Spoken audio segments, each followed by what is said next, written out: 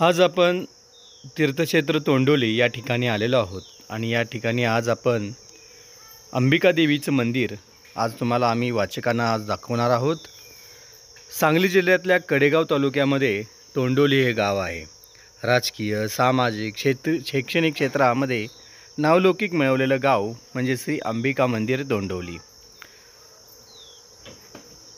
अतिशय भव्य दिव्य असणारे हे मंदिर फार सुंदर आहे आणि तीर्थक्षेत्र म्हणून नावारूपाला आलेलं आहे। मंदिराच्या वरच्या भागामध्ये गणपतीचं मूर्ती तसेच त्यानंतर छत्रपती शिवाजी महाराजांची मूर्ती या ठिकाणी बसवण्यात आलेली आहे। मंदिरासमोर 2 हत्ती सुद्धा मातीचे तयार करण्यात आलेले आहेत, जेणेकरून त्या मंदिराची भव्यता आपला स्पष्टपणे दिसू शकेल।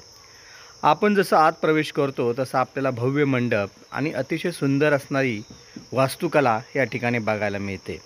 फार विचारपूर्वक ही इमारत बांधलेली आहे, कारण इथं येणारा भाविक हा शांतपणे दर्शन घेईल, त्याला मनाला शांतता वाटेल, आध्यात्मिक वातावरण तयार होईल, प्रकाश इतका असेल की लाईटची गरज पडणार नाही, एवढे भव्य दिव्यता या मंदिरात आपल्याला दिसून येते।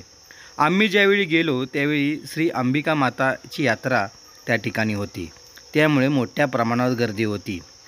मंदिराच्या गाभाऱ्यात ज्यावेळी आम्ही प्रवेश केला ते पूर्णपणे दगडी होतं, अतिशय शांत वाटत होतं। प्रसन्न करणारी मूर्ती बघितल्यानंतर आमच्या मनाला फार आनंद वाटला आणि इथे येणाऱ्या भाविकसुद्धा त्याच आनंदात दर्शन घेत होता। कडेपूरपासून फार जवळच्या अंतरावर हे मंदिर आणि हे गाव वसलेलं आहे। मंदिर अतिशय सुंदर आहे, कारण तीर्थक्षेत्र म्हणून नावलौकिक मिळवलेलं आहे। तुम्ही जर मंडप बघितला तर अतिशय भव्य दिव्य आहे। हजारो माणसं एकाच वेळी मंदिरामध्ये बसू शकतील एवढा मोठा मंडप या ठिकाणी आहे। इथली स्वच्छता सुद्धा कौतुक करण्यासारखी आहे, कारण स्वच्छ परिसर आहे। या परिसरामध्ये मनाला आनंद वाटतो।